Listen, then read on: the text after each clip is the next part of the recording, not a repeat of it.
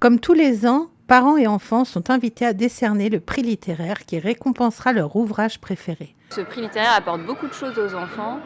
C'est vraiment une ouverture sur la littérature de jeunesse et c'est un moyen d'aborder la littérature en sortant un peu des sentiers battus, de sortir un peu du trop scolaire. Donc on découvre des albums souvent de très bonne qualité. Et puis ces livres, ils voyagent aussi entre les familles et l'école. Donc ça, c'est intéressant et les enfants aiment beaucoup ce lien qu'il peut y avoir avec ces livres, la famille, l'école. Donc des livres qui voyagent et ça, c'est super intéressant.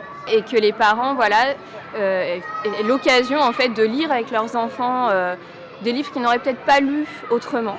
Certains auteurs sont ainsi venus présenter leurs livres et leur travail dans les classes. Venir en classe présenter mes livres est quelque chose de très agréable car le métier d'auteur est un métier très solitaire.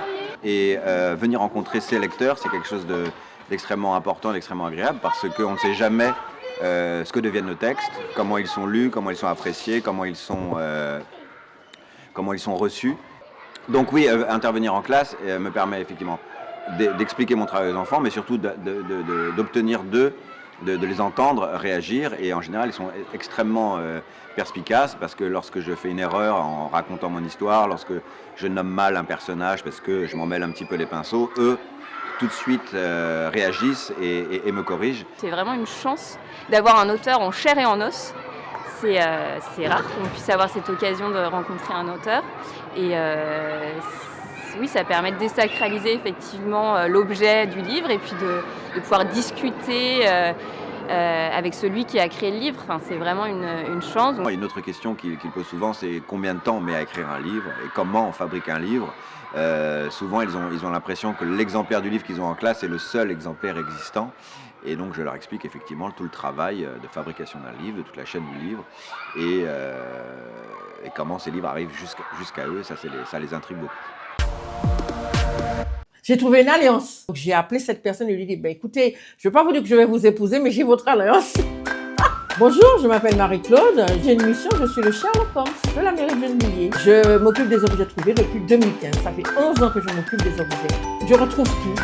Ça peut être même des bonnets d'enfants, le doudou de la maman. Moi, chaque jour, je viens regarder ce qu'il y a dedans.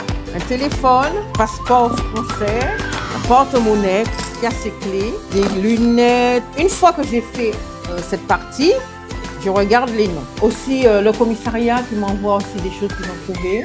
On a regardé sur Concerto, on a regardé sur l'annuaire. On a envoyé un courrier selon l'adresse qui est au dos de la carte d'identité. Ça, c'est un passeport que je vais envoyer en Martinique. Ah oui, je ne garde pas. Les cartes d'identité, passeports, je refais tous les 15 jours. Il n'y a que le titre de séjour. Franchement, je vous dis, je le garde au moins 3 mois. Toutes ces choses importantes, les documents importants, ça, on envoie en préfecture. Oh là là! Et ça, c'est ceux de 3 mois. Hein. Les autres, je les envoie en destruction. Hein. Madame X, j'ai votre porte-monnaie. Oh, madame. Elle était tellement contente qu'elle a voulu me faire un cadeau. J'ai dit, non, madame, ne me faites pas de cadeau. Déjà, le cadeau, c'est de vous avoir et de vous dire que j'ai retrouvé votre argent. Et moi, je suis contente de faire plaisir aux gens et de savoir qu'ils sont heureux. Au moins un petit peu dans leur vie. Un petit peu de bonheur.